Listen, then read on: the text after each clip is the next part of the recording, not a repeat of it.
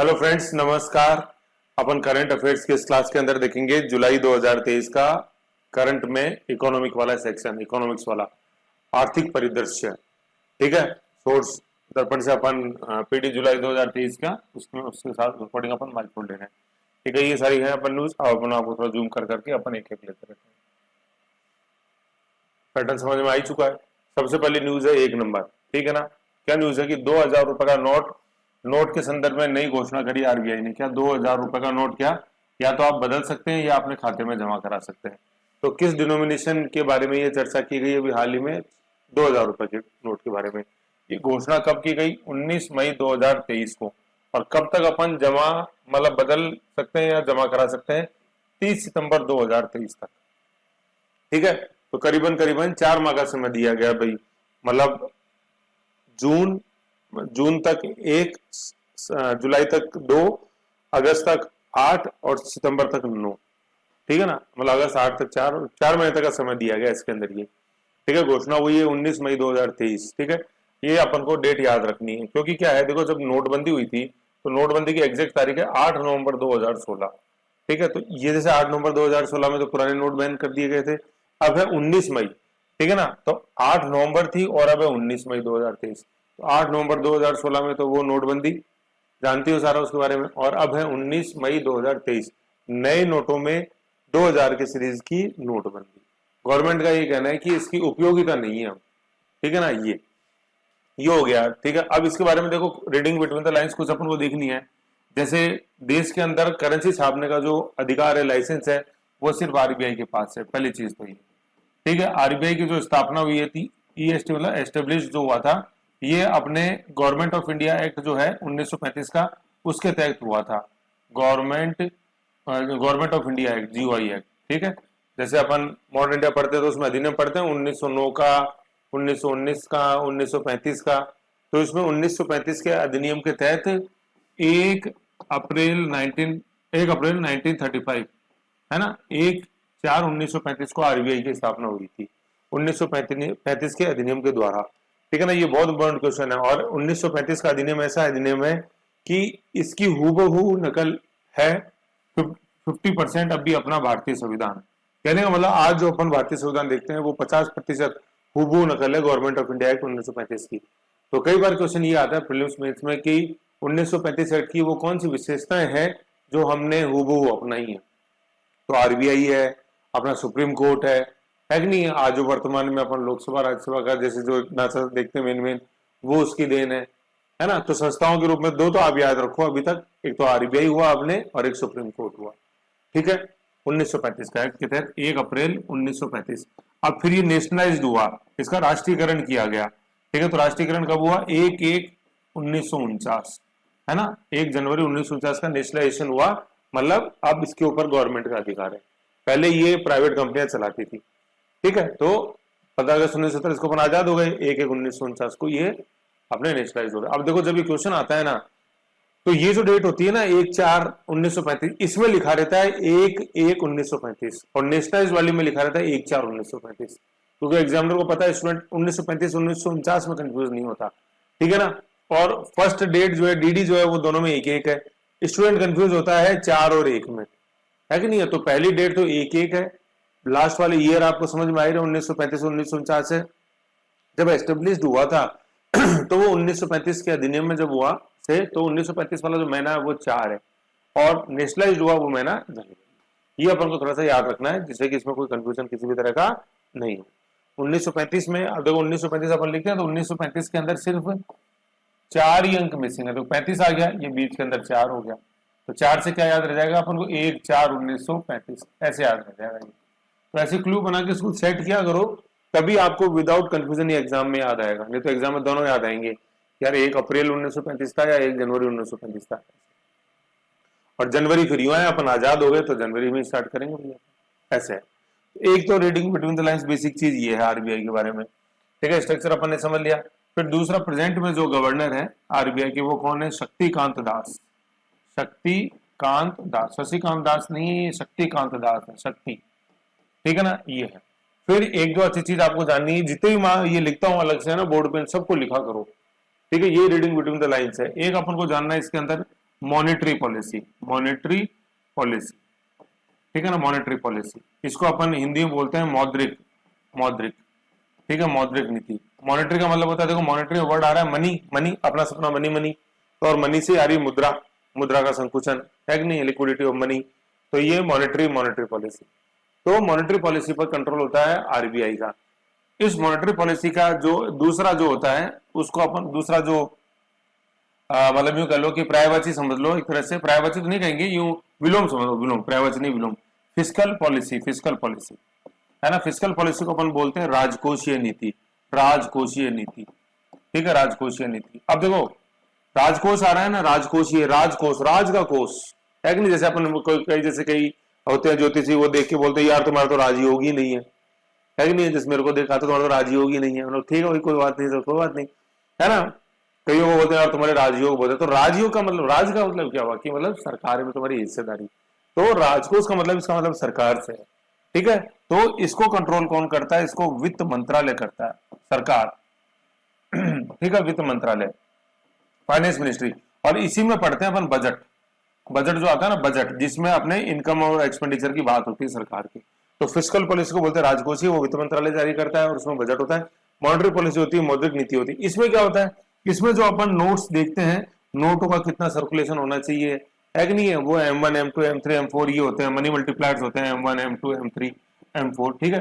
फिर जो अपन पढ़ते हैं क्या, अपन पढ़ते हैं बैंक रेट, करंट में भी आएंगी, बैंक रेट है, CRR है, कैश रिजर्व रेशियो है, SLR है, स्टैट्यूटरी लिक्विडिटी रेशियो, संवैधानिक विधिक अनुपात। फिर उसके बाद अपन पढ़ते हैं repo rate, reverse repo rate, RRR है नहीं है, मार्जिनल स्टैंडिंग फैसिलिटी, MSL, ये सब अपन मॉनेटरी पॉलिसी में पढ़ते हैं है नहीं। तो ये क्वेश्चन ये आता है, राजकोषीय नीति से संबंध क्या है, राजकोषीय नीति मतलब सरकार की नीति, फिस्कल पॉलिसी वो बजट है, मॉनेटरी पॉलिसी क्या है, मौद्रिक नीति, जिस मॉनेटरी पॉलिसी पर कंट्रोल किसका होता है, आरबीआई का होता है। ये क्वेश्चन हद से ज्यादा पूछते हैं। Monetary policy is controlled by RBI, reserve bank of India. Monetary, money, money तो मनी को छापना है ना, मनी को छापना, मनी को सर्कुलेशन से बाहर निकालना। तो देखो ये 2000 रुपए का नोट निकाला है बाहर में, ठीक है, तो आरबीआई की ये घोषणा है, ठीक है ना, आरबीआई की, ये सरकार की, आरबीआई की, रिजर्व बैंक ऑफ इंडिया, ठीक है। क्यों, क्योंकि मॉनेटरी पॉलिसी का हिस्सा है। M1 M2 M3 M4 ये बताते हैं कि कितनी मुद्रा सर्कुलेशन में है, समझ गए, जिसको अपन बोलते हैं मुद्रास्फीति। मुद्रास्फीति ये कंट्रोल करने के ये तरीके हैं सब, bank rate, CRR, SLR, repo rate, reverse repo rate, ये सारा, ठीक है ना। ऐसे तो इकोनॉमिक्स में पढ़ा रखा है सारा, फिर भी अपन वापस से चर्चा कर लेंगे। तो ये अपन को एक आरबीआई में थोड़ा सा अपन को एक्स्ट्रा में देखना है। इसके अलावा देखो एक आरबीआई का जो और क्वेश्चन आता है, अच्छा जो मैं आपको बताऊं, तो एक देखो आरबीआई के जैसे 1 रुपए का जो नोट है, ठीक है, सर्कुलेशन में है लेकिन कम है, उसके ऊपर जो साइन होते हैं ये फाइनेंस सेक्रेटरी के साइन होते हैं, वित्त सचिव के, है ना। और वित्त सचिव किसका, केंद्र सरकार के, केंद्र सरकार के वित्त सचिव का साइन होता है 1 रुपए के नोट पे, और 2 रुपए के नोट वर्तमान में साइन होते हैं अपने गवर्नर के, आरबीआई गवर्नर के, ठीक है ना। तो 1 रुपए पे फाइनेंस सेक्रेटरी, 2 रुपए पे गवर्नर, 2 रुपए 1 रुपए के अलावा जितने भी उन सब पे आरबीआई गवर्नर के साइन होते हैं, ये चीज है, ठीक है। एक क्या है, एक जो कई बार एक बेसिक क्वेश्चन जैसे आपने आ जाता है, नोट के ऊपर भाषा, है ना। एक क्या होता है, जैसे नोट है, ठीक है ना, उसमें या तो वर्तमान वालों में तो बीच में एक लैंग्वेज का पैनल है, पुराने वालों में यहाँ इधर साइड में होगा, तो लैंग्वेज का पैनल है, भाषा का पैनल। उसमें जैसे मान लो 500 रुपए का नोट है, ठीक है, 500 रुपए का नोट है, तो अनेक भाषाओं के अंदर वो 500 रुपए लिखे रहते थे।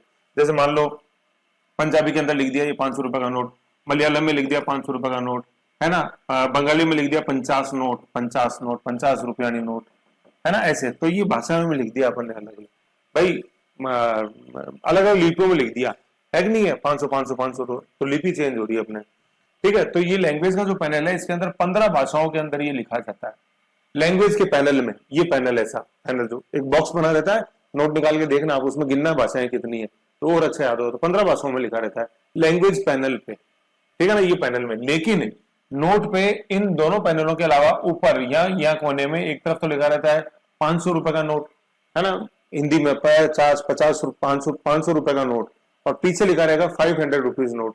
तो 15 प्लस 2 टोटल कितनी भाषाओं पर नोट में अंकित होती हैं, 17 होती हैं। अब ये क्वेश्चन आए, कैसे आए, पैनल में कितनी भाषाएं, 15, नोट पे कितनी भाषाएं, 17। क्यों, क्योंकि 2 ऊपर नीचे अलग है, पैनल से अलग, हिंदी और इंग्लिश, ठीक है। अब ये 15 भाषाएं कौन कौन सी, सवाल ये उठता है, तो इनको अपन को भाषाओं को याद रखना जरूरी नहीं है, लेकिन इसमें कॉन्सेप्ट है। कॉन्सेप्ट क्या है, अपनी 7वीं अनुसूची जो है कॉन्स्टिट्यूशन की, उसके अंदर 22 राजकीय भाषाएं हैं जिनको अपन शेड्यूल्ड लैंग्वेज बोलते हैं। तो मैं बता रहा था जिस दिन अपन राजस्थान आर्ट एंड कल्चर में ट्राइब मतलब जनजातियां पढ़ी थी, तो शेड्यूल्ड ट्राइब, शेड्यूल्ड कास्ट है कि नहीं, अनुसूचित जाति, अनुसूचित जनजाति, अनुसूचित भाषाएं, शेड्यूल्ड लैंग्वेज। तो शेड्यूल्ड क्या है, एक सूची बना रखी है, शेड्यूल बना रखा है। बताओ आपका शेड्यूल बना के बताओ मेरे को क्या करना है, कब क्या करना है। तो उस शेड्यूल में जो भाषाएं हैं उनको शेड्यूल लैंग्वेज बोलते हैं। तो ये अपने 22 राजकीय भाषाएं, मतलब 22 ऑफिशियल लैंग्वेजेस हैं एक तरह से, या 22 संवैधानिक भाषाएं हैं, या 22 शेड्यूल लैंग्वेज है 7वीं अनुसूची के अंदर। 8वीं यहाँ गलत हो गया, 8वीं, 7वीं में तो 3 है और 3 लिस्ट है। ये 8वीं जो अपने अनुसूची है उसके अंदर 22 भाषाएं हैं, है ना। 7वीं में तो 3 अनुसूचियां, संघ सूची, राज्य सूची और संवर्ती सूची। 8वीं अनुसूची में अपने 22 भाषाएं हैं, ठीक है। उन 22 भाषाओं में से 15 यहाँ ये चिपकी हुई, ठीक है। इनके अलावा कोई नहीं है, सारी अपने 8वीं अनुसूची की भाषाएं हैं, ओके, है ना। तो 8वीं अनुसूची में अपने 22 भाषाएं हैं, उन 22 भाषाओं में से ही ये 15 भाषाएं हैं, ठीक है ना। 8 शेड्यूल, स्लिप ऑफ टंग, 8वीं अनुसूची, ठीक है। ये 15 सब उसी में से ली गई हैं। अब जैसे ये 2 है, मैं बता रहा हिंदी एंड इंग्लिश, तो इंग्लिश जो है ये 8वीं अनुसूची में नहीं है। तो मैं बता रहा हूं, मैं तो बार बार कह रहा हूं, इन 15 में से ये एरो मैंने लगाया इधर 15, ये जो 15 है ये इस 22 में से निकली हुई है। 8वीं अनुसूची में जो 22 भाषाएं हैं वो, और ये जो 2 है ये हिंदी इंग्लिश है। तो इंग्लिश अपने 8वीं अनुसूची के अंदर 22 भाषाओं में, समझ गए। एक ही है क्वेश्चन, तो चलो गलती हुई उससे आप समझ भी गए, करेक्शन। भाई 7वीं अनुसूची के अंदर 3 अनुसूचियां हैं, मतलब 7वीं अनुसूची के अंदर 3 सूचियां हैं, 7 शेड्यूल के अंदर 3 लिस्ट हैं, अपने यूनियन लिस्ट, स्टेट लिस्ट और कॉन्करेंट लिस्ट, संघ सूची, राज्य सूची और संवर्ती सूची। और 8वीं अनुसूची के अंदर 22 भाषाएं, ऐसे 22 भाषाएं, और 7 के अंदर 3 है। याद रखो 7 के अंदर 3, 8 के अंदर 22, ये चीज है, ठीक है। तो ये अपने ये बेसिक न्यूज, बेसिक अपन ने जानकारी पढ़ी 2000 रुपए के नोट से संबंध में जो चीजें हैं उनके बारे में। मॉनेटरी पॉलिसी जानी, फिजिकल पॉलिसी जानी, आरबीआई की कब स्थापना हुई, 1 अप्रैल 1935, है ना। 1 अप्रैल 1935 की स्थापना हुई, नेशनलाइजेशन हुआ 1 जनवरी 1949। मॉनेटरी पॉलिसी का संबंध आरबीआई से है, उसको बोलते हैं मौद्रिक नीति। फिजिकल पॉलिसी जिसको बोलते हैं राजकोषीय नीति का संबंध सरकार से, जिसको बजट बोलते हैं।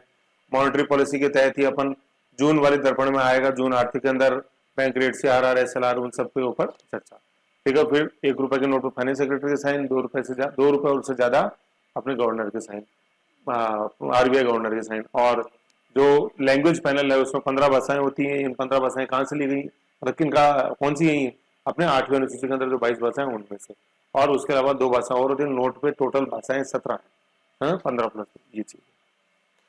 ये आरबीआई होगा, क्योंकि क्या आरबीआई का मैंने एक साथ ही इसलिए बता दिया क्योंकि अब न्यूज में बहुत आता है आरबीआई। जैसे अगली न्यूज देखो, ये है 100 दिन 100 भुगतान अभियान है।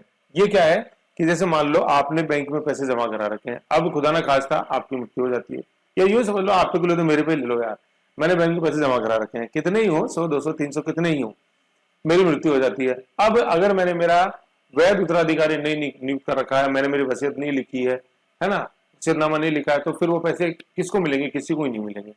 बैंक में अगर जैसे मान लो कोई भी, जैसे मेरी वाइफ, मेरा बच्चा कोई भी लेने जाता है तो वो पूछते हैं वैध उत्तराधिकारी प्रमाण पत्र आप लाओ, अगर वो नहीं है तो वो पैसे किसी को ही नहीं मिलेंगे। तो आज भी ऐसे असंख्य है भाई, भविष्य कोई नहीं जानता ना। अभी यहाँ से क्लास रिकॉर्ड करके कोई, मैं जाऊं, आप कहीं भी अपन जाए, मैं कहीं भी जाऊं, कुछ भी हो जाए, कुछ भी हो सकता है, ऐसे है, ठीक है। तो उस ये जो अदावी राशि है, ये अदावी राशि अनक्लेम्ड अमाउंट, ये किसको मिलेगी, वैध उत्तराधिकारी को मिलेगी। तो उस पर कई बार बहुत समय लग जाता है, कई बार वैध उत्तराधिकारी को पता ही नहीं होता कि पिताजी को उस अकाउंट में, मान लो 3-4 बैंक अकाउंट है, एक का तो पता था सैलरी अकाउंट का, और का पता ही नहीं था ऐसे, लेकिन बैंक तो जानता है ना कि भाई इसका एड्रेस क्या है। तो बैंक एड्रेस पे अप्रोच करेगा, वहां से पूछेगा कि भैया आप, उनको बताएगा कि ऐसे आपके पिताजी दादाजी का अकाउंट था, आप वैध उत्तराधिकारी प्रमाण पत्र लाओ, हम आपको देंगे पैसे। तो कहने का मतलब बैंक आपके, वो जो व्यक्ति मर गया उसके घर पे जाएगा और उसके जो वैध उत्तराधिकारी हैं उनसे डिटेल लेके और सेटलमेंट करेगा। ये है 100 दिन 100 भुगतान अभियान। मतलब 100 दिन के अंदर अपन 100 ऐसे ये अदाई अकाउंट चुनेंगे जिनका की पेमेंट नहीं हुआ है, और उनको, उनके वैध उत्तराधिकारियों को पेमेंट देंगे। इसको, ये पैसा कहाँ जाता था, ये अदाई राशि कहाँ जाती थी, depositors education and awareness fund, जो कि आरबीआई ने बना रखा था, ठीक है ना, ये राशि उसके अंदर जाती थी, ठीक है। फंड बाई आरबीआई, ये ऐसा कोर्स था, जितनी भी अदाई राशि होती थी उस फंड में आरबीआई डालता था और उसको अपने हिसाब से यूज करता था। अब उस फंड में से निकाल के वैध उत्तराधिकारियों को दी जाएगी। अब लिखा हुआ आरबीआई हेड शशिकांत दास, अब जितनी भी पहली चीजें अपन ने पढ़ी सब वापस रिपीट किया करो। आरबीआई की स्थापना 1935 के अधिनियम के द्वारा 1 अप्रैल 1935 नेशनलाइज्ड हुआ, 1/1/1949। 1 जनवरी 1949 आरबीआई का संबंध मॉनेटरी पॉलिसी से है, जिसको अपन मौद्रिक नीति बोलते हैं, मुद्रा मनी, ठीक है। वो सारा bank rate CRR, SLR, RR, triple R, वो सारी चीजें चलती रहेंगी। नोट, 15 भाषाएं, जितनी बार हो सके जब भी आरबीआई का नाम आए 5-6 चीजें रिवाइज किया करो। कब स्थापना हुई, कौन सी नीति है, साइन और भाषा। नोट पे एक तो अपन ने साइन देखे, एक भाषा देखे, और एक अपन ने देखा है क्या कब स्थापना हुई, कौन कौन सी नीति है, तो उससे अच्छा रहेगा। अब देखो तीसरी न्यूज, ये वापस आरबीआई आ रहा है, तो ये फायदा होता है पढ़ने का, मेहनत कभी बेकार नहीं जाएगी। आरबीआई की अगली न्यूज का देखते हैं। इसने सरकार को डिविडेंड दिया है, लाभांश दिया है। लाभांश क्या होता है, मान लो आपने मेरे को 200 रुपए दे रखे कि सर ये आप रखो, ठीक है ना, मेरे को जरूरत होगी मैं आपसे मांग लूंगा, जब तक जरूरत नहीं आप इनको रखो और अपने हिसाब से खर्च करो। अब जैसे आपने मेरे से मांगे नहीं, है ना, लेकिन अब मेरा क्या दायित्व बनता है कि 200 रुपए आपने मेरे को दिए थे, उनके ऊपर मैं आपको लाभांश दूं, ठीक है, लाभांश दूं। तो देखो क्या होता है, इसी को अपन ब्याज भी बोलते हैं। लेकिन ब्याज होता है कि जैसे लोन के लिए, जैसे मैंने आपसे अगर ये 200 रुपए लोन के रूप में लिए होते तो मैं आपको ब्याज देता, इंटरेस्ट देता। लेकिन ये 200 रुपए जो आपने दिए हैं, ये आपने खुद चल के मेरे को दिए हैं। मेरी गुडविल, मतलब मेरी जो ख्याति है, उसमें आपने कॉन्फिडेंस दिखाया कि सर मेरे को आप पे विश्वास है, ये 200 रुपए आप रख लो, ठीक है ना। तो आपने विश्वास दिखाया। हालांकि मैंने ये कह रखा था कि भाई मुझे पैसों की जरूरत है, अगर आपको मेरे में विश्वास लगता है तो आप मेरे में आके इन्वेस्ट कर सकते हो, ठीक है। तो आपने मेरे को 200 रुपए दे दिया, अब मेरा दायित्व बनता है कि मैंने जो प्रॉफिट कमाया है 200 रुपए से, उनमें कुछ हिस्सा मैं आपको दूं, तो उसी को बोलते हैं लाभ अंश। लाभ में हिस्सा मैं आपको दूंगा, लाभ अंश, लाभ प्लस अंश, लाभ में हिस्सा डिविडेंड आपका शेयर। तो इंटरेस्ट और डिविडेंड समझे। इंटरेस्ट होता है अगर मैं आपसे लोन लेता कि यार मुझे पैसे उधार दे दो, और डिविडेंड में क्या है, देखो मतलब क्या कि मेरा जो प्लान है बहुत अच्छा है, आपके पैसे मैं डूबने नहीं दूंगा, मुझ में विश्वास दिखाओ, मैं आपको इतना % रिटर्न दूंगा, ऐसे। तो रिटर्न के 2 रूप मैंने बता दिया आपको, इंटरेस्ट और डिविडेंड। इंटरेस्ट मिलता है लोन पे, डिविडेंड मिलता है कोई इन्वेस्टमेंट होता है वो, जैसे मान लो शेयर्स में इन्वेस्ट करें, ठीक है ना, मेरे शेयर्स थे वो मैंने कोई फंड बना रखा, उसमें आप इन्वेस्ट करो, इसको बोलते हैं म्यूचुअल फंड, तो बदले में आपको फिर रिटर्न में डिविडेंड मिलेगा।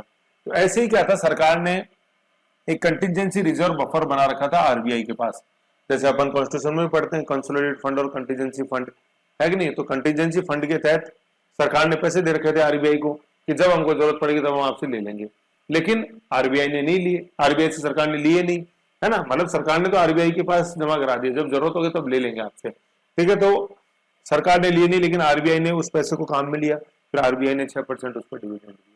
तो चाहे इस न्यूज में कुछ नहीं हो, लेकिन इसके बहाने अपन इंटरेस्ट और डिविडेंड समझे, ब्याज और लाभांश समझे क्या है, ठीक है। और मेंटेन्ड बाय आरबीआई, ये बफर जो है ये आरबीआई द्वारा मेंटेन किया गया, और बफर का मतलब होता है कि संकट के समय ये काम आएगा, तड़ित चालक। जैसे अवध का state government of British government ने क्यों डेवलप किया, तड़ित चालक के रूप में काम करेगा। कांग्रेस क्यों डेवलप करी, कांग्रेस ब्रिटिशर्स ने, एयू ने तड़ित चालक का काम करेगी। लाइटनिंग कंडक्टर, कभी ऊपर से बिजली गिरेगी तो वो बिल्डिंग को नहीं तोड़े, इसलिए ऊपर अपन वो तड़ित चालक लगाते हैं, कोई धातु की पत्ती। ऐसे ये बफर जो होते हैं तड़ित चालक का काम करते हैं, है ना, शॉक ऑब्जर्वर्स का काम करते हैं, झटके को सोखने का। समझ गए, ये चीज है ना। और फिर जैसे अपन अपने भारत सरकार के संदर्भ में देखें तो आर्टिकल नंबर 266 जो है वो तो है अपने कंसोलिडेटेड फंड से, कंसोलिडेटेड फंड, जिसको अपन बोलते हैं संचित निधि, ठीक है ना। और आर्टिकल नंबर 267 जो है उसका संबंध है कंटिंजेंसी से, कंटिंजेंसी फंड, ठीक है ना, इसको बोलते हैं आकस्मिक निधि, आकस्मिक निधि। आकस्मिक का मतलब होता है जरूरत पड़ने पर, कोई बाढ़ आ गया, कोई कैलेमिटी आ गया, कोई भूकंप आ गया, कोरोना जैसे पेंडेमिक आ गई कोई, तो उसके लिए कंटिंजेंसी। तो ये 267 के तहत तो सरकार अपने पास रखती है। फिर एक सरकार ने आरबीआई के पास भी बफर फंड बना रखा है, ये ऐसे, ठीक है। तो ये जो 267 है ये खुद के पास, गवर्नमेंट के पास खुद के पास पैसे सेव रहते हैं जरूरत पड़ने पर। और 266 तो कंसोलिडेटेड फंड ऑफ इंडिया है, सारे जो इनकम आती है कंसोलिडेटेड फंड ऑफ इंडिया में इससे खर्चे होते हैं वो इससे होते हैं, जिसको अपन बोलते हैं charge expenditure, consolidated fund of India. तो अपन ने पढ़ा था संसद में पूरा, ये एक बार मैंने बता दिया, कोई दिक्कत नहीं है, समझ गए, ये हो गया। अब अगली तीसरी न्यूज पे अपन आए, यहां तक अपन ने क्या देखी, यहां तक अपन ने 3 न्यूज आरबीआई की देख ली, 2000 रुपए का नोट देख लिया, 100 दिन 100 अदायगी देख ली, और आरबीआई ने जो डिविडेंड दिया गवर्नमेंट को वो देख लिया, इंटरेस्ट नहीं दिया, डिविडेंड दिया। अब अपन नेक्स्ट देखते हैं कोयला उत्पादन, में 23% इंक्रीज हुआ है। ये एक बहुत बड़ी उपलब्धि है अपने भारत सरकार के लिए, क्योंकि क्या था, कोल का शॉर्टेज खासतौर पर मानसून सीजन में होता रहता है। क्यों? क्योंकि देखो क्या होता है कि जैसे कोयले की क्या होती है, खान होती है। अब बारिश होगी तो खानों में भी पानी भरेगा, तो मानसून में कोयले की सप्लाई कम हो जाती है। जैसे बजरी की सप्लाई भी क्यों कम हो जाती है, ईंट की सप्लाई कम क्यों हो जाती है मानसून में, क्योंकि बजरी नदी आ गई तो हम नदी में पानी आ गया मानसून में, तो बजरी नहीं निकलेगी, तो भारी मतलब महंगी हो गई, सप्लाई कम हो गई। तो ठीक है, ईंट भट्टे जो है बारिश के कारण क्या सीलन आ जाती है, तो वो ईंट भट्टे नहीं चलते हैं, ईंटें सीखेंगी ही नहीं, तो वो ईंटों की सप्लाई रुक जाती है, तो ऐसे वो महंगी हो जाती है। तो ऐसे कोयला मानसून के समय सप्लाई कम हो जाती है, महंगा हो जाता है, कोयला नहीं आएगा तो फिर कैसे, है ना। अभी भी अपने जो सर्वाधिक बिजली उत्पादन है वो थर्मल से ही है, कोयले से ही है। ठीक है, तो इसलिए इसका उत्पादन बढ़ाना जरूरी था।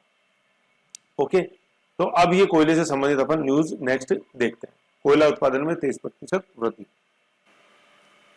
ओके, तो अपन देखते हैं ये कोयला उत्पादन वाली न्यूज। उत्पादन में 23% वृद्धि कोयले की, ठीक है ना। अब इसमें कोयला उत्पादित, देखो बेसिक इंट्रोडक्शन तो मैंने इस स्कीम से इस घटना से जो जुड़ा हुआ वो बताया। अब देखो कोयला उत्पादित राज्य यहाँ लिखे हुए अपने भारत के, कौन कौन से राज्य, झारखंड, उड़ीसा और छत्तीसगढ़। ठीक है ना, झारखंड बिहार के नीचे, अपने उड़ीसा और छत्तीसगढ़। ठीक है, ये अपने कोयला उत्पादक राज्य हैं, झारखंड। ठीक है, अब क्या है, जगह का नाम है सिंगरौली, जो पड़ती है मध्य प्रदेश में, और मध्य प्रदेश में किधर, मध्य प्रदेश, उत्तर प्रदेश और छत्तीसगढ़ का बॉर्डर है ये। तो जैसे ये अपने मध्य प्रदेश है, ठीक है, इधर ये अपने छत्तीसगढ़ है, और ये है अपने इधर जिसको अपन बोलते हैं उत्तर प्रदेश, उसका ये बॉर्डर डिस्ट्रिक्ट है एमपी का। ठीक है, इस सिंगरौली को अपन क्या बोलते हैं, सिंगरौली को बोलते हैं अपने energy capital of India, Bharat की ऊर्जा राजधानी।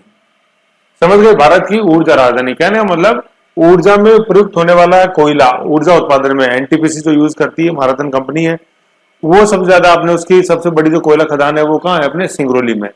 ठीक है, ये चीज है। और सिंगरौली में जो खान है ना, उसका नाम यहाँ लिखा हुआ है दूधी चाऊ कोल माइन। क्या, दूधी चाऊ कोल माइन। और सिंगरौली को क्या बोलते हैं अपन, एनर्जी कैपिटल, है ना, सिंगरौली, है ना, एनर्जी आगे तो सिंग करो, सिंग गाना गाओ। ठीक है, तो सिंगरौली तो हो गई अपने क्या, एनर्जी कैपिटल। सिंगरौली को अपन क्या बोलेंगे, भारत की ऊर्जा राजधानी, ऊर्जा बड़ा ऊर्जा राजधानी। ठीक है, ऐसे ही क्या है अपने कोडरमा है, कोडरमा है अपने झारखंड में, जिसको बोलते हैं अभ्रक राजधानी, भारत की अभ्रक, माइका कैपिटल, माइका वो नहीं है ससुराल माइका, माइका राजधानी अभ्रक। ठीक है ना, ये हो गया सिंगरौली, ये हो गया। फिर अपने जैसे जो मुंबई है, बंबई, मुंबई, मुंबई को अपन बोलते हैं भारत की क्या, आर्थिक राजधानी, इकोनॉमिक कैपिटल। मुंबई में जो बॉलीवुड है उसको अपन बोलते हैं मनोरंजन राजधानी, और दिल्ली है ही अपनी राजनीतिक राजधानी। ठीक है, तो सिंगरौली और अभ्रक अपन ने नहीं देखी है और सिंगरौली है अपने एमपी के अंदर। अब क्या, जैसे कोयला है तो एनर्जी के लिए, एनर्जी कोयला खदान में एनर्जी चाहिए, तो यूपी के अंदर यहाँ बना हुआ है सोनभद्र डैम, है ना, सोनभद्र जिले के अंदर रहिंद बांध, है ना, रहिंद बांध बना हुआ है। ठीक है, और ये बांध बना था 1961 में, है ना। तो ये इधर हो गया सोनभद्र, मतलब यूपी में तो हो गया सोनभद्र, नीचे हो गया फिर से सिंगरौली, ऊपर से नीचे से, ऊपर सोनभद्र, नीचे एमपी में सिंगरौली। ठीक है, तो सोनभद्र में बांध है, रहिंद बांध जो भारत के प्रथम जो मल्टीपर्पज प्रोजेक्ट है उनमें से एक है। ठीक है, और कोयला उत्पादन राज्यों में अपन देखते हैं तो झारखंड हो गया, सेकंड अपने उड़ीसा हो गया, तीसरा और छत्तीसगढ़ हो गया। और इंडिया कोयले रिजर्व के हिसाब से विश्व में 5वें नंबर पे। समझ गए इतनी चीज। सिंगरौली को अपन बोलते हैं एनर्जी कैपिटल ऑफ इंडिया। फिर बीच में लिखा हुआ है ये captive power plants, captive plants, है ना, कैप्टिव प्लांट्स। कैप्टिव का मतलब क्या होता है, जैसे मान लो आज रिलायंस एनर्जी है, तो रिलायंस एनर्जी की खुद की खान है कोयले की, और उसमें से जितना भी कोयला निकलेगा ये अपने पास ही कैप्टिव रखते हैं। कैप्टिव का मतलब बचा के रखते हैं, और ये खुद अपनी बिजली उत्पादन करते हैं, और फिर जिसको भी जरूरत होती है उसको बेचते हैं। जैसे मैं आपको बताऊं, इंडियन रेलवे आज की तारीख में सबसे ज्यादा जो बिजली खरीदता है, तो रेलवे विद्युतीकरण, इलेक्ट्रिक ट्रेनें चलती हैं, तो वो सबसे ज्यादा कोयला खरीदा जाता है रिलायंस पावर से, मतलब बिजली, मतलब रिलायंस पावर तो बिजली बनाती है, ठीक है, और वो बिजली फिर वो बेचती है रेलवे को। तो ये होते हैं कैप्टिव पावर प्लांट्स, मतलब प्राइवेट जो पावर प्लांट्स हैं उनके लिए, उनकी कोयला माइनिंग होती है खुद की, और फिर वो अपने ही प्रयोग, अपने ही खुद ही कोयला माइन और खुद के ही पावर प्लांट्स होते हैं, और फिर वो बिजली बेचते हैं, राज्य सरकारों को बेचते हैं, ऐसे जो एंटरप्राइज जैसे मैंने रेलवे बताया इनको बेचते हैं, इनको बोलते हैं कैप्टिव पावर प्लांट्स। समझ गए, दूधिया चाऊ हो ही गया अपना सोनभद्र। फिर क्या है, देखो एक बहुत ही प्यारा क्वेश्चन है जो काफी आता है सम्मिलित करने में। ये लिखा हुआ है अपने कोयले के 3 प्रकार, एंथ्रासाइट, ब्यूटुमिनस और लिग्नाइट। ABL, है ना, A for Apple, B for boy और L फॉर लिग्नाइट। ठीक है ना, ये कोयले के 3 प्रकार है। सबसे अच्छा है एंथ्रासाइट, दूसरा अच्छा बिटुमिनस, तीसरा अच्छा लिग्नाइट। ठीक है, एंथ्रासाइट, बिटुमिनस और लिग्नाइट। जैसे लोहे का जो सबसे अच्छा प्रकार होता है वो हेमेटाइट होता है, हेमेटाइट। ठीक है ना, फिर हेमेटाइट, मैग्नेटाइट, सीडेट्राइट ऐसे। और कोयले का सबसे अच्छा प्रकार एंथ्रासाइट, A फॉर एंथ्रासाइट, है ना। इसके अंदर 90% कार्बन की मात्रा होती है ना। कार्बन कार्बन फॉसिल फ्यूल्स, ये फॉसिल फ्यूल है कि नहीं है, जीवाश्म से बना हुआ है, तो 90% इसके अंदर कार्बन होता है। ये एंथ्रासाइट का क्वेश्चन आता है। ये एंथ्रासाइट सबसे अच्छे प्रकार का कोयला है, सही है क्वेश्चन, सही है मतलब स्टेटमेंट। एंथ्रासाइट में 90% कार्बन की मात्रा होती है, ये भी सही है ना। फिर सेकंड नंबर पे ब्यूटिमिनस, ब्यूटिमिनस के अंदर 80% कार्बन होता है, समझ गए। और ब्यूटिमिनस ही क्या है, मैक्सिमम टाइप ऑफ इंडिया और वर्ल्ड, मतलब भारत में जो सर्वाधिक प्रकार का कोयला है वो किस प्रकार का है, वो ये 2 नंबर वाला है। 2 नंबर वाला वो नहीं कि 2 नंबरी माल है, 2 नंबर वाला मतलब ब्यूटिमिनस। तो 2 नंबरी से याद रह जाएगा ना अपन को भारत, तो बी से भारत और बी से ही क्या ब्यूटिमिनस, बी से भारत, बी से ब्यूटिमिनस, और सारे विश्व में ये सबसे ज्यादा। लिग्नाइट तीसरे प्रकार का कोल होता है और इसके अंदर 30% कार्बन होता है। तो सबसे अच्छा कौन सा, जिसमें सबसे ज्यादा कार्बन है। तो कहने का मतलब जितना ज्यादा कार्बन होगा उतना अच्छा वो कोयला बनता चला जाएगा। तो कोयले की मात्रा में और कोयले मतलब कोयले में कार्बन की मात्रा और कोयले की गुणवत्ता में, दोनों में क्या है, डायरेक्ट रिलेशन है। ठीक है, जितना ज्यादा कार्बन होगा उतना अच्छा वो कोयला होगा। जैसे सबसे अच्छा कोयला एंथ्रासाइट, कार्बन की मात्रा 90%। उसे सेकंड नंबर का ब्यूटिमिनस, कार्बन की मात्रा 80। फिर तीसरा कम अच्छा लिग्नाइट, उसमें कार्बन की मात्रा 30%। भारत में सर्वाधिक कोयला किस प्रकार का है, बी से भारत और बी से ब्यूटिमिनस। समझ गए, वेरी गुड। नहीं समझे रिमाइंड करो थोड़ा। तो ये इस कोयले के अंदर था। और सिंगरौली, है ना, समझ गए ये चीज। सिंगरौली अपने ज्यादातर ब्यूटिमिनस ही सिंगरौली के अंदर। ऐसे एंथ्रासाइट जो अपने नॉर्थ ईस्ट की तरफ ज्यादा मिलता है, खासतौर पर मेघालय। अभी देखेंगे उसमें जब अपन रिसोर्सेज पढ़ेंगे उसमें आएगा। ओके, फिर अगली न्यूज अपन देखते हैं इकोनॉमी में खाद्यान्न उत्पादन में भी वृद्धि। भाई कोयला उत्पादन वृद्धि, खाद्यान्न उत्पादन वृद्धि। तो खाद्यान्न उत्पादन कितना रहने की बात है, 328 मेट्रिक टन। ठीक है ना, 328 मेट्रिक टन, है ना। ये क्वेश्चन कई बार नॉर्मल अपन को पता होना चाहिए कितना उत्पादन, 328 मेट्रिक टन। बड़ा है ये, ऊपर रो का मतलब इंक्रीजिंग, नीचे का मतलब डिक्रीजिंग। अब देखो सबसे पहले अपन 3 प्रकार की फसलें देख लें। रबी होगी, खरीफ होगी और जायद होगी, है ना। रबी, खरीफ और जायद। रबी का मतलब जिनका की उगने का जो समय है वो तुलनात्मक रूप से सर्दियों का है, शीतकालीन, मतलब जनवरी फरवरी के अंदर ये इनका क्लाइमैक्स होता है। तो जैसे अपन देखते हैं गेहूं है, सरसों है, ये रबी की है। मतलब सर्दियों में जो आप गेहूं में, सर्दियों के समय में खेतों में जो फसल देखते हो वो रबी की फसल है। खरीफ की है जो बारिश पर डिपेंडेंट है, उनका मेन जो सीजन होता है ये मई जून होता है कि नहीं। उसमें जैसे अपन इस समय बाजरा देखते हैं, ऐसे खरीफ हो गया। ठीक है, जैसे बाजरा लिखा हुआ है। फिर थर्ड नंबर पे जायद। जायद फसलें क्या होती हैं, ये रबी और खरीफ के बीच में होती है। भाई रबी तो होगी गर्मी में, मतलब रबी तो होगी सॉरी सर्दियों में अपने, और खरीफ होगी गर्मियों में। इन दोनों के बीच में जैसे जो है तो उनको जायद फसलें बोलते हैं। इसमें पानी से बेस ज्यादा आती है, जैसे अपने खरबूजा देखते हैं, तरबूज देखते हैं वो। ठीक है, खीरा है, करेला है, कद्दू है ना, ग्वारफली है, ये मतीरा है, खरबूजा है, मतीरा मतलब तरबूज, खरबूजा, है ना। ये मतीरा तो वाटरमेलन होता है और खरबूजा जो होता है मस्क मेलन होता है। ठीक है, ये between BW between rabi and kharif in summer में होती है। ठीक है, तो 3 फसलें हो गए, मौसम हो गया अपने फसलों के, रबी हो गया, जायद हो गया और खरीफ हो गया। इनको क्रम में जैसे कर देता हूँ कैलेंडर वर्ष के हिसाब से, तो सबसे पहले रबी, देन जायद और उसके बाद खरीफ। रबी फसलों में सबसे ज्यादा जिसका उत्पादन होता है भारत में वो चावल है। ये बहुत अच्छा क्वेश्चन है ना। और अच्छा स्टूडेंट इसमें अच्छा खा जाता है, वो गेहूं पे टिक लगाता है। अरे पूरे भारत की बात है भैया, ये उत्तर भारत में रहते हैं, गेहूं ज्यादा खाते हैं, तो मतलब ये थोड़ी होगा कि मैं गेहूं ज्यादा खाता हूं तो मैं गेहूं पे टिक लगाऊंगा। तो सबसे ज्यादा उत्पादित जो रबी की फसल है दैट इज चावल, सेकंड गेहूं। रबी में, खरीफ में सबसे ज्यादा बाजरा, और जायद में अपन जैसे देखते हैं तो ये सभी है। फिर आते हैं तिलहन फसलें। तिलहन फसलों में देखो सबसे ज्यादा उत्पादित होती है रेपसीड एंड सरसों। तो सरसों तो आप जानते ही हो, रेपसीड सरसों परिवार का ही एक है फसल, उसको तोरिया भी बोलते हैं। ठीक है ना, सरसों परिवार का ही, और इसमें करीबन 42% ऑयल होता है और सरसों में 40% ऑयल होता है। ऐसे तो सरसों का एक तरह से ये उन्नत रूप है, देखने में दाना थोड़ा छोटा होता है सरसों से, उसको अपन बोलते हैं रेपसीड या तोरिया। ठीक है, समझ गए, तोलिया नहीं है, तोरिया है, 42% उसके अंदर होना है। फिर तिलहन में अपन देखते हैं मूंगफली, भाई मूंगफली का तेल सोयाबीन का निकलता है, मूंगफली का निकलता है, ऐसे, तो वो भी तिलहन में काउंट होती है मूंगफली। ऐसी ही चीजें अपन को खाद्यान्न उत्पादन के अंदर देखनी है। फिर एमएसपी अपन जब आएगा तो मैं बताऊंगा, सीएसीपी है, commission for agriculture costing and pricing, जो एमएसपी को घोषित करता है, उसमें एमएसपी की न्यूज आएगी, उसको बताऊंगा। तो ये हुआ अपने इस खाद्यान्न उत्पादन वाली न्यूज के अंदर।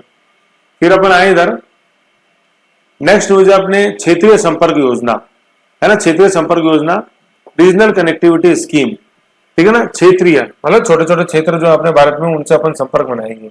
इसके तहत योजना लागू की गई है उड़ान। उड़ान का क्या है, UDAN, उड़े देश का आम नागरिक, है ना। कई बार ये पूछते हैं कि उड़ान योजना का संबंध किससे है, केंद्र सरकार की उड़ान योजना का संबंध किससे है, क्षेत्रीय संपर्क योजना से, उड़े देश का आम नागरिक। तो ये चाहते हैं कि हवाई जहाज के जो फेयर्स है ना, किराया, वो कम से कम हो जाए, जिससे कई लोग, कई भारतीय जो अभी तक हवाई जहाज नहीं बैठे हैं, आज तक ही नहीं बैठे हैं जैसे, तो वो हवाई यात्रा का आनंद ले सकें, पूरे देश का आम नागरिक। अब इसका जो अगला चरण है, 5th चरण, इसमें सुदूर क्षेत्रों में हेलीकॉप्टर सेवा शुरू करी है। और हेलीकॉप्टर सेवा जो देती है अपने, वो पवन हंस कंपनी देती है, पवन हंस, है ना। पवन हंस कंपनी का संबंध किससे है, हेलीकॉप्टर सेवा प्रदान करने से, छोटे शहरों में खास तौर पर, है ना। इसमें एक VGF का कॉन्सेप्ट आता है, ये हर एक नई एक्टिविटी में आता है, इसको बोलते हैं वायबिलिटी गैप फंडिंग, VGF। ये क्या होता है, जैसे मान लो कोई भी आप नई चीज शुरू करने जा रहे हो, जैसे फॉर एग्जांपल अरुणाचल प्रदेश में अपन को रिमोट एरिया के अंदर एक सड़क बनानी है। सड़क तो बना लो, बहुत अच्छा है, रिमोट एरिया का, रिमोट गांव जुड़ेगा, बहुत अच्छा है, लेकिन उसमें इश्यू क्या है कि सड़क बनेगी, उसके खर्चा आएगा 10 करोड़, और उस सड़क को जितने लोग प्रयोग में लेंगे वो मात्र हैं 10 लोग। तो 40 किलोमीटर सड़क बनानी है, खर्चा है 10 करोड़, और वो सिर्फ उससे लाभ होगा 10 लोगों को। तो कहने का मतलब प्रोजेक्ट की कॉस्ट बहुत ही ज्यादा है। कॉस्ट बेनिफिट एनालिसिस करें तो प्रोजेक्ट की कॉस्ट बहुत ज्यादा होगी, सब ज्यादा होगी। तो अब क्या करें, सरकार से मदद मांगी तो सरकार VGF के तहत ऐसे प्रोजेक्टों को मदद देती है। VGF का मतलब क्या हुआ, वायबिलिटी गैप फंडिंग। वायबिलिटी का मतलब जहां आपको लग रहा है कि ये प्रोजेक्ट यूजफुल नहीं है, तो उतना पैसा जो है वो आपको सरकार दे। वायबिलिटी जो है ना, मतलब प्रोजेक्ट में प्रैक्टिकलिटी नजर नहीं आ रही, उसकी गैप के लिए फंड है ना। तो वायबिलिटी गैप फंडिंग, नए प्रोजेक्ट्स जिनकी कॉस्ट बेनिफिट एनालिसिस में लागत ज्यादा है और तुलनात्मक रूप से उनका उपयोगिता कम है, उसे रिटर्न कम आएगा। टोल टैक्स भी लगाएंगे तो भी 10 लोग कितना टोल टैक्स देंगे बताओ, कम देंगे ना भाई, एक से तो पूरा टोल टैक्स वसूलेंगे नहीं ना अपन, ऐसे सबसे वसूलेंगे ऐसे। तो ये वायबिलिटी गैप फंडिंग। अब इसमें क्या है, ये तो पहले ही था उड़ान, ये 2016 की योजना। अब इसमें RCS उड़ान नया वर्जन है। RCS क्या है, रीजनल कनेक्टिविटी स्कीम, सी से कनेक्टिविटी आ गया, तो रीजनल कनेक्टिविटी स्कीम RCS, समझ गए, ये चीज है। ओके, तो ये अपन को ध्यान रखना है इसके अंदर, RCS उड़ान, पूरे देश का आम नागरिक, उड़ान। कई बार ये उड़ान सीधा सा पूछते हैं ऐसे। फिर नेक्स्ट अपन देखते हैं, नेक्स्ट न्यूज है NPA में 6% की कमी हुई है। NPA क्या है, नॉन परफॉर्मिंग असेट्स, गैर निष्पादित संपत्तियां। ये गैर निष्पादित देखो क्या होती है, जैसे मान लो ये पेन है, ये असेट है। असेट का मतलब जो भी चीज आपकी एफिशिएंसी बढ़ाए, जो भी चीज अपने जो एंटरप्राइज है उसकी उपयोगिता बढ़ाएगा, एंटरप्राइज का उत्पादन बढ़ाएगा, उसको असेट बोलते हैं, और जो घटाएगा वो लायबिलिटी होती है। असेट परिसंपत्तियां, लायबिलिटी दायित्व। अब जैसे पेन है, मेरे लिखने के काम आ रहा है, ये नहीं हो तो मेरा ये काम ही रुक जाएगा, तो ये पेन मेरे लिए क्या असेट है। लेकिन अगर ये लिखना ही रोक दे और मैं इसको नहीं चलाता और ये चले ही नहीं, तो ये मेरे लिए नॉन परफॉर्मिंग हो जाएगा। जब तक ये मैं चला रहा हूं, ये चल रहा है, तब तक ये मेरे लिए परफॉर्मिंग असेट है। जैसे ही ये काम करना बंद कर देगा, ये मेरे लिए नॉन परफॉर्मिंग असेट हो जाएगा, गैर निष्पादित परिसंपत्ति हो जाएगा। तो यही चीज बैंकों में होती है ना। आपने कोई लोन लिया और अगर उसमें आपने 90 दिन तक ब्याज नहीं चुकाया, भाई मूल तो बात अलग है, ब्याज भी नहीं चुकाया है, तो आपके जो लोन है, बैंक वो लोन को किस कैटेगरी में डाल देगा, NPA कैटेगरी में डाल देगा, गैर निष्पादित परिसंपत्ति। भाई बैंक को जो कमाई होती है वो लोन से ही होती है, लोन से तो ब्याज उसको मिलता है, कस्टमर को उसने पैसे उधार दिए। जैसे मैंने लोन से, बैंक से लोन लिया, 2000 रुपए का मैंने लोन लिया जैसे बैंक से, ठीक है ना, इतना ही लेता हूँ तो 2000 ही तो 2000 रुपये मैं जो बैंक को ऋण इस लोन पे ब्याज दूंगा, बैंक की असली कमाई तो वही है। अब 90 दिन तक अगर मैं ब्याज ही नहीं चुकाता हूँ, 90 दिन मतलब 3 महीने तक, 90 दिन गिने जाते हैं उसमें, तो मेरा ये जो लोन है ये बैंक किस में डाल देगा, ये नॉन परफॉर्मिंग एसेट में डाल देगा। फिर बैंक और हथकंडे अपनाएगा कि ब्याज मतलब इनसे मेरे से रिकवरी होगा, तो ये नॉन परफॉर्मिंग एसेट है। फिर ये 12 जो अपने पब्लिक सेक्टर बैंक है उनमें किसी भी प्रकार का घाटा नहीं आया अभी तक। तो देखो ये बहुत बड़ी बात है ना। ये अपने क्या है, ये एनपीए जो है ना, ये बहुत बड़ा इशू बन गया था। 2019-20 का जो इकोनॉमिक सर्वे था भारत सरकार का, उसमें एक ट्विन बैलेंस शीट चैलेंज आया था, TBC, twin balance sheet challenge. ये क्या था कि बैंकों की जो बैलेंस शीट्स होती हैं वो भी बिल्कुल खतरे में थी, और ये जितने प्राइवेट एंटरप्राइजेज हैं उनकी भी बैलेंस शीट खतरे में थी। बैंकों की तो बैलेंस शीट खतरे में इसलिए थी क्योंकि बैंकों ने लोन दे रखे थे अच्छे अच्छे, अडानी, मोदी, बड़े बड़े, उनको है कि नहीं है, और वो लोन चुक नहीं पा रहे थे और वो सारे लोन एनपीएस की कैटेगरी में आ रहे थे। तो बैंक की बैलेंस शीट आ गई ना। बैलेंस शीट का मतलब एसेट और लायबिलिटीज का जो बैलेंस होता है वो बैलेंस शीट। और कॉमर्स में एक अकाउंट होता है, मेंटेन करना होता है, जो profit trading account, profit and loss account और बैलेंस शीट, बिजनेस की असली तस्वीर होती है बैलेंस शीट। तो ट्विन बैलेंस शीट, बैलेंस तो आगे इसलिए सकते में। फिर जैसे मान लो मोदी या अडानी को जैसे लोन दिया, अब अडानी ने जो लोन लिया तो उसको भी पैसे, जो पैसे लिए उससे प्रोजेक्ट चालू नहीं हो पा रहा। कारण क्या था, एनवायरमेंट क्लियरेंसेज नहीं मिल रही है, पैसा आया तो लेट आया, है कि नहीं है, लेबर लॉज में कहीं अटक गया बीच में, गवर्नमेंट से और स्वीकृतियां नहीं मिली, जैसे एनवायरमेंट क्लियरेंस नहीं मिला, तो उसका भी प्रोजेक्ट चालू नहीं हो पाया, तो उसकी भी बैलेंस शीट क्या स्ट्रेस में आ गई। स्ट्रेस का मतलब लायबिलिटी ज्यादा बढ़ने लग गई। तो ये था ट्विन बैलेंस शीट चैलेंज, समझ गए। बैंकों की भी बैलेंस शीट खतरे में थी, मतलब तनाव था बैंकों में भी और प्राइवेट एंटरप्राइजेज में भी। तो जिसने पैसे दिए वो भी तनाव में जीवन जी रहा था, बैंक्स, जिसने पैसे लिए एंटरप्राइजेज जैसे अडानी, वो भी तनाव में था। तो ये था ट्विन बैलेंस शीट चैलेंज। तो इसलिए ये एनपीए वाली खबर बड़ी राहत की खबर है। ओके, फिर नेक्स्ट अपन पढ़ते हैं 7 नंबर की न्यूज, महारत्न और नवरत्न।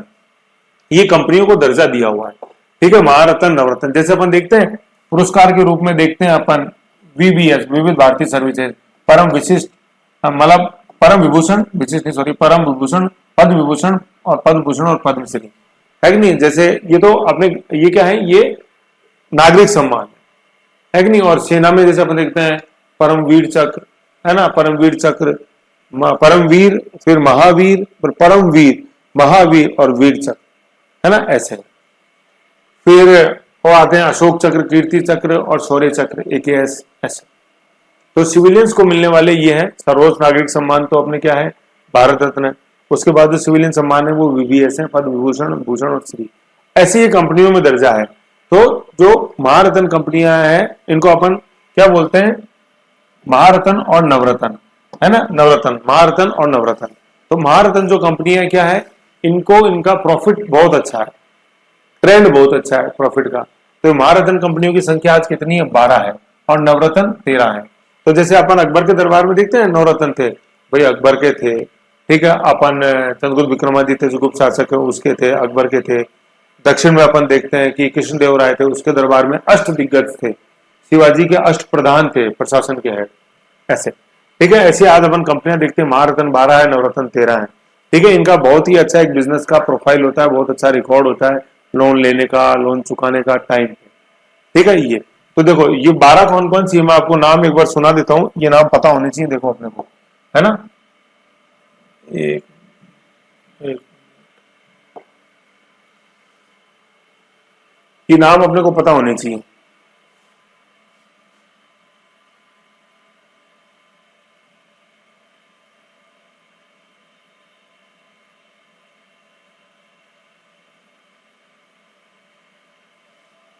है ना, 12 ये अपने कंपनियां हैं, ठीक है।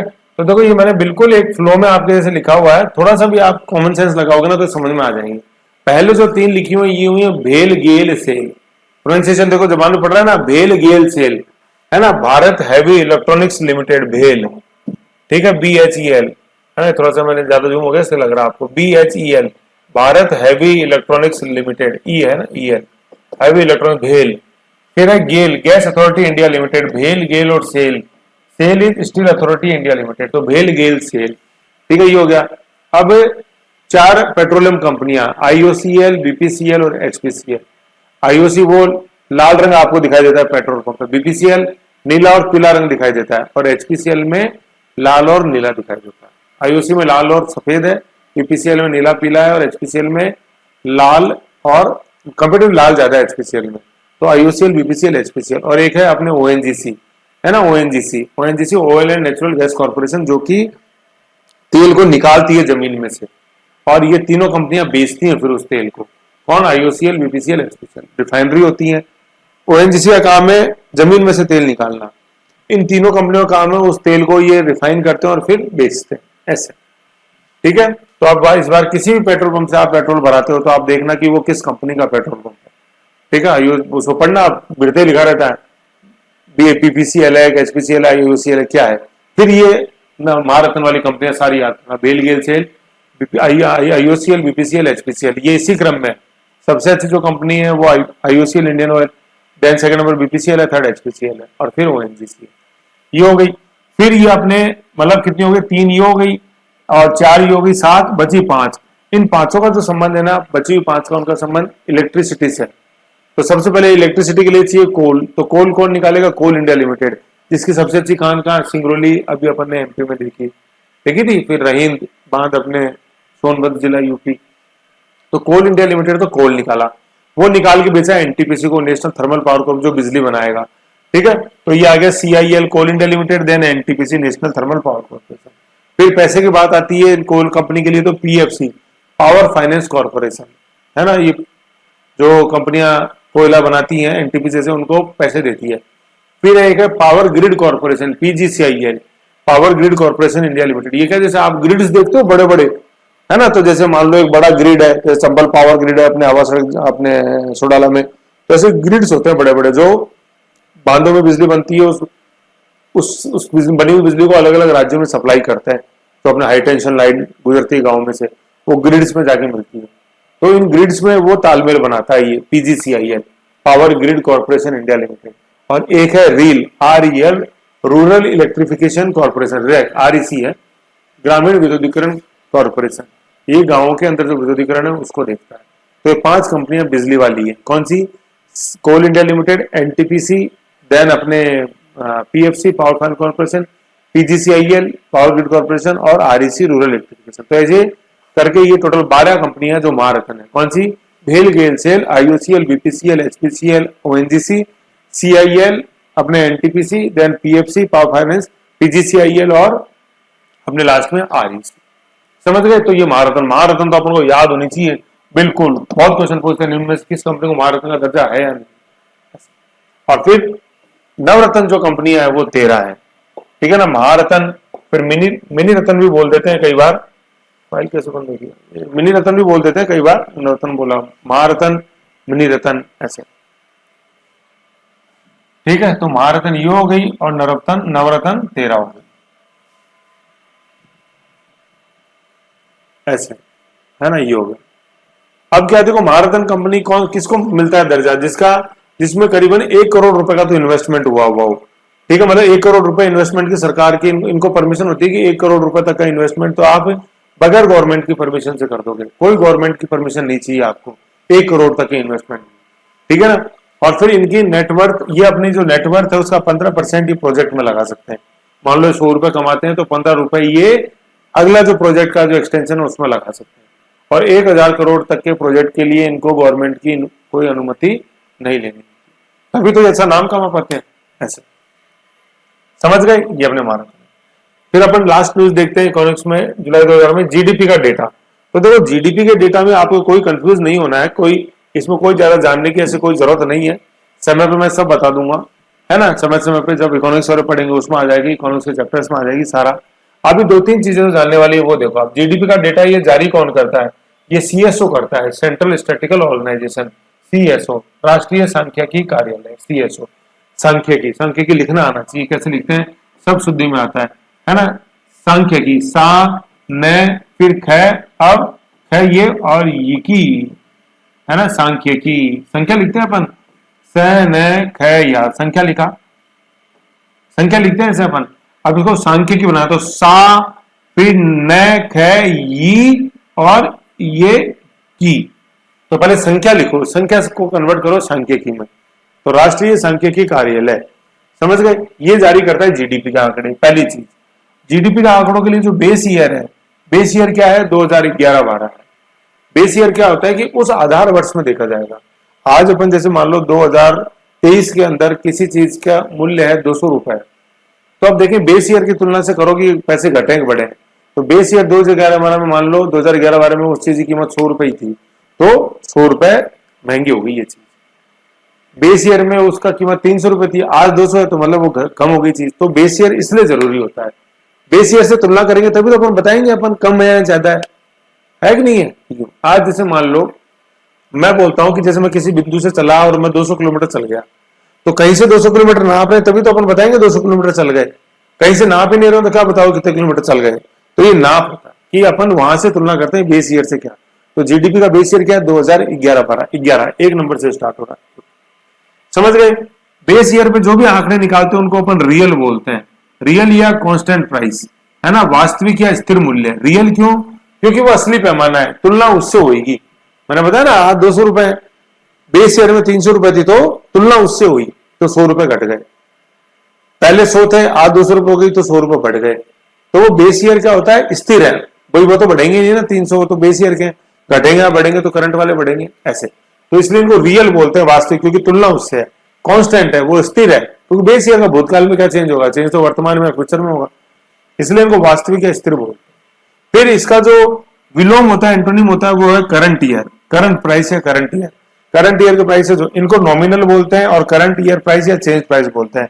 नाम मात्र के या प्रचलित, नाम मात्र के तो इसलिए, असली तो वो बेस ईयर वाले हैं, ये तो अभी जो चल रहे हैं वो है, ठीक है ना। नाम मात्र के प्रचलित जो अभी प्रचलन में, तो बेस ईयर वाले रियल होते हैं, ठीक है ना, रियल, रियल और कांस्टेंट। और अभी वाले नॉमिनल होते हैं, रियल का विलोम नॉमिनल होता है, कांस्टेंट का विलोम चेंज होता है या करंट, ठीक है। तो जीडीपी पे दो तरह के आंकड़े आते हैं, रियल आते हैं, एक तो रियल आंकड़े आते हैं, एक नॉमिनल आंकड़े आते हैं। रियल जो होते हैं वो बेस ईयर के होते हैं, नॉमिनल जो होते हैं वो करंट ईयर के होते हैं। रियल का मतलब वास्तविक, ठीक है ना, वास्तविक, और रियल का मतलब वास्तविक, और नॉमिनल का मतलब नाम मात्र के, तो न से नॉमिनल, न से नाम मात्र। और बेस ईयर को अपन बोलेंगे रियल और वास्तविक, ऐसे, है ना। तो बेस ईयर के प्राइसेस को रियल प्राइसेस बोलते हैं, समझ गए। तो बेस ईयर समझो, बेस ईयर के जो प्राइसेस है उनको अपन रियल बोलते हैं। करंट ईयर तो जो भी चल रहा है, जैसे अभी 23 चल रहा है, कभी 24 चलेगा, 25 भी, तो वो करंट ईयर हो जाएगा, ठीक है। तो करंट ईयर में अपन क्या बोलते हैं, उनको नॉमिनल बोलते हैं, नॉमिनल नाम ऐसे। अब ये याद रखना, तो ये जो नॉमिनल है ना, ये नॉमिनल, यहाँ पे आप एक क्लू याद रख लो, एनसीसी, नेशनल क्रेडिट कॉर्प। तो एन से तो हो जाएगा नॉमिनल, सी से हो जाएगा क्या, करंट, और सी से हो जाएगा चेंज्ड, ये परिवर्तित नहीं, है ना। अब एनसीसी के हर वर्ड का विलोम लिख दो। एन से तो क्या है, नॉमिनल का हो जाएगा रियल, करंट से हो जाएगा बेस, और ये तो होते हैं चेंज्ड, ये होते हैं कांस्टेंट, स्थिर होते हैं, कांस्टेंट होते हैं। तो एनसीसी याद रख लो, एनसी से, एन से नॉमिनल मतलब नॉमिनल, सी से करंट और सी से चेंज, ठीक है, ऐसे। फिर एनसीसी में हर वर्ड का अपोजिट करोगे, एन का हो जाएगा क्या, नॉमिनल का क्या हो जाएगा, रियल, करंट का हो जाएगा बेस, और चेंज का हो जाएगा कांस्टेंट। तो दो तरह के आंकड़े जीडीपी में आते हैं, रियल और नॉमिनल, बेस या करंट, रियल या नॉमिनल। रियल की तुलना नॉमिनल से होगी, बेस की करंट से होगी, और कांस्टेंट की चेंज से होगी या करंट से। ऐसे ही अपन को ध्यान में नहीं, समझ गए। एक तो ये चीज है, दो चीजें देखिए अपन ने, जारी कौन करता है, सीएसओ, बेस ईयर और करंट ईयर। एक नीचे लिखा हुआ मैक्सिमम शेयर इन जीडीपी। अभी वर्तमान में जो जीडीपी में एक टेबल बनी हुई है नीचे, तो उसमें आप देखो जीडीपी में सर्वाधिक शेयर किसका है इस समय, मैक्सिमम शेयर इन जीडीपी, तो 14% है। किसका है, ट्रेड का, होटल, ट्रांसपोर्ट एंड कम्युनिकेशन, है ना, उसका सर्वाधिक ज्यादा योगदान है, ट्रेड सेक्टर का। एग्रीकल्चर सेक्टर का कम है, जबकि अपन देखें आज भी भारत की 70% आबादी जो है वो एग्रीकल्चर पे डिपेंडेंट है, जबकि जीडीपी में उसका शेयर देखो कितना है, नाम मात्र का। और सर्वाधिक शेयर किसका है, 14% का, जिसमें ट्रेड, होटल, ट्रांसपोर्ट, कम्युनिकेशन, ऐसे सर्विस सेक्टर के अंदर काउंट होता है। तो सर्विस सेक्टर का जीडीपी में योगदान सर्वाधिक होता जा रहा है, लेकिन इंप्लॉयमेंट में उसका योगदान बहुत कम है। एग्रीकल्चर में देख लो, एग्रीकल्चर का इंप्लॉयमेंट में योगदान कितना है, 70% आबादी आज भी एग्रीकल्चर में डिपेंड है, और जीडीपी में योगदान 2% भी नहीं रहा, ऐसे। और जबकि जीडीपी में योगदान इस सर्विस सेक्टर का, अभी ट्रेड, होटल, कम्युनिकेशन देख रहे हैं, जीडीपी में योगदान 14% है, और एम्प्लॉयमेंट में योगदान इनका 1% भी नहीं है। क्यों, क्योंकि ये हाईली टेक्निकल जॉब्स होती हैं, है ना। होटल में काम करना, होटल मैनेजमेंट चाहिए, कम्युनिकेशन में करना हो तो बीटेक इन इलेक्ट्रिक कम्युनिकेशन होना चाहिए, ट्रांसपोर्ट में हो तो फिर अपने पास अच्छी डिग्री होनी चाहिए, ऐसे। तो कितनों के पास डिग्री होना, अच्छी डिग्री होना, अच्छी का मतलब मार्केट में आपको कोई जॉब मिल सके, ऐसा थोड़ा डिप्लोमा कर लिया आरकेसीएल से और फिर आईए बन जाओगे, किसी काम के नहीं हो डिप्लोमा, ऐसे है ना। तो ये जो विरोधाभास है, मेंस में क्वेश्चन आता है कि सर्विस सेक्टर का योगदान बढ़ते जा रहा है इकोनॉमी में, लेकिन एम्प्लॉयमेंट में उसका योगदान घटते जा रहा है। तो अपन किसकी तरफ बढ़ रहे हैं? Growth without employment. भारत में वृद्धि हो रही है लेकिन रोजगार सृजित नहीं हो रहे। ग्रोथ विदाउट एम्प्लॉयमेंट, ग्रोथ हो रही है, इकोनॉमिक ग्रोथ हो रही है लेकिन रोजगार उत्पन्न नहीं हो रहे। समझ रहे हो? वो क्यों नहीं हो रहे? जनसंख्या तो एग्रीकल्चर पे डिपेंड और उसका शेयर गिरता जा रहा है। ग्रोथ तो सर्विस सेक्टर से हो रही है, लेकिन सर्विस सेक्टर में चूंकि क्वालिफिकेशन हाईली टेक्निकल चाहिए होते हैं तो उसमें एम्प्लॉयमेंट बहुत कम है ना। तो इकोनॉमिक ग्रोथ तो बढ़ रही है और एम्प्लॉयमेंट घट रहे हैं। तो ये एक पैराडॉक्स है इंडियन इकोनॉमी के अंदर। क्या? इकोनॉमिक ग्रोथ तो बढ़ते जा रही है, अर्थव्यवस्था तरक्की कर रही है ना, लेकिन जो रोजगार सृजन है, एम्प्लॉयमेंट जनरेशन है, उसकी रेट जो है वो घटती जा रही है। तो ये विरोधाभास है। ये विरोधाभास क्यों है? क्योंकि इकोनॉमिक ग्रोथ में योगदान इस समय दे रहा है सर्विस सेक्टर, और सर्विस सेक्टर में रोजगार कम होते हैं क्योंकि ये हाईली टेक्निकल जॉब्स होते हैं। आज आपको रिलायंस कम्युनिकेशन में नौकरी करनी है तो आप अगर टेलीकम्युनिकेशन से आईआईटी नहीं हो तो वो झांकेंगे ही नहीं आपको। अब कितने लोग आईआईटी पास कर पाते हैं, फिर कितने डिग्री ले पाते हैं और कितने टेलीकम्युनिकेशन लेते हैं, आप अच्छे तरह जानते हैं। आईआईटी की बात कर रहा हूँ, Indian institute of technology. ITI की बात नहीं कर रहा हूँ, इंडस्ट्रियल ट्रेनिंग इंस्टीट्यूट। औद्योगिक प्रशिक्षण संस्थान तो हर गली में मिलेंगे आपको। आईटीआई है ना, जो फिटर का काम छोटा मोटा सिखाते हैं। आईटीआई क्या होता है? इंडस्ट्रियल ट्रेनिंग इंस्टीट्यूट, औद्योगिक प्रौद्योगिकी संस्थान है ना, औद्योगिक प्रशिक्षण संस्थान, इंडस्ट्रियल ट्रेनिंग इंस्टीट्यूट। और आईआईटी होते हैं इंडियन इंस्टीट्यूट ऑफ टेक्नोलॉजी। ठीक है, इंडियन इंस्टीट्यूट ऑफ टेक्नोलॉजी, भारतीय प्रौद्योगिकी संस्थान, इंडियन इंस्टीट्यूट ऑफ टेक्नोलॉजी। और आईटीआई औद्योगिक प्रशिक्षण संस्थान। आईटीआई में तो 10वीं पास भी डिप्लोमा कर सकता है, क्योंकि आईटीआई में तो जेई मींस वो सब क्लियर करना होता है, फिर आईआईटी। समझ गए? ऐसे। तो ये growth, economic growth without employment generation, ये ध्यान होना चाहिए। बहुत अच्छा क्वेश्चन आता है वो। ठीक है। तो यहाँ पे अपनी फाइल खत्म होती है। ये अपन ने इकोनॉमी के अंदर देखा अभी जुलाई 2023 की मेन रूप में रिवीजन के रूप में 2000 नोट पर बंदी करी अपने। आरबीआई ने नोटबंदी हुई थी 8 नवंबर 2016 को, 2000 की हुई 19/5/23 को। 100 दिन 100 भुगतान चलाएंगे, जो अदाई है खाते उनको आरबीआई भुगतान करेगा। आरबीआई ने सरकार को डिविडेंड दिया 6%, जो पैसे आरबीआई के पास रखे थे सरकार ने। कोयला उत्पादन में 23% की वृद्धि हुई है। सर्वाधिक कोयला, सबसे अच्छा कोयला जहां मिलता है अपने सिंगरौली में, सबसे अच्छा प्रकार कोयला anthracite, then bituminous lignite. Anthracite में सर्वाधिक कार्बन 90%। खाद्यान्न उत्पादन में वृद्धि हुई। 3 प्रकार की फसलें, रबी, खरीफ, जायद। क्षेत्रीय संपर्क योजना में उड़ान का नया वर्जन आया, आरसीएस उड़ान। RCS regional connectivity scheme. उड़ान इज पूरे देश का आम नागरिक, ऑन हेलीकॉप्टर सेवा शुरू करेंगे। एनपीएस में घटोतरी हुई। कोयला उत्पादन और खाद्यान्न में तो वृद्धि हो रही है, और खाद्यान्न टोटल हो गए 328 मैट्रिक टन। एनपीए में डिक्रीज हुआ, नो घाटा, बहुत खुशी की बात है। महारत्न अपने हैं टोटल 12, बेलगेल, SAIL, IOC, BPCL, HPCL, ONGC, CIL, NTPC, PGC, PFC power corporation, PGCIL और आरईसी। नवरत्न 13 है। महारत्न का दर्जा है। जीडीपी के आंकड़े हैं, सीएसओ जारी करता है। बेस ईयर 2011-12 है। बेस ईयर के जो प्राइसेस हैं वही रियल होते हैं और कांस्टेंट होते हैं। बेस ईयर का अपोजिट होता है करंट ईयर। करंट ईयर के जो प्राइसेस होते हैं उनको अपन नॉमिनल बोलते हैं, चेंज बोलते हैं, करंट बोलते हैं। बेस ईयर मतलब आधार वर्ष, उनके जो आंकड़े हैं वो रियल या वास्तविक होते हैं, स्थिर होते हैं। करंट ईयर मतलब चालू वर्ष, और उसके जो आंकड़े हैं वो नाम मात्र के होते हैं, क्योंकि वो तो उनमें इन्फ्लेशन, मुद्रास्फीति से प्रभावित होते हैं वो तो करंट ईयर के। महंगाई ज्यादा होगी तो बढ़े हुए मिलेंगे, पहले 100 थे अब 200, तो महंगाई बता रहा है कि नहीं है। तो इनमें एडजस्टमेंट को एडजस्ट किया होता है करंट ईयर वालों में। ठीक है। और वर्तमान में मैक्सिमम शेयर है वो जीडीपी में, वो 14% किसका है? Service sector. उसमें क्या आता है? Trade, hotel, transport, communication, service sector का सब सेक्टर है। ऐसे करके ये अपना आर्थिक था जुलाई 2023। समझ गए? ऐसे है। फिर इसके बाद जो नवीनतम सामान्य ज्ञान है ना इस महीने का, जुलाई 2023 का, उसको अपन एक साथ कंबाइंड देखेंगे सभी के। अब इसके बाद जो नेक्स्ट देखेंगे अपन, नेक्स्ट मंथ लेंगे अपने पीडी का, और उसमें अपन उसके अकॉर्डिंग चलेंगे। ओके, रिवीजन करो इनका।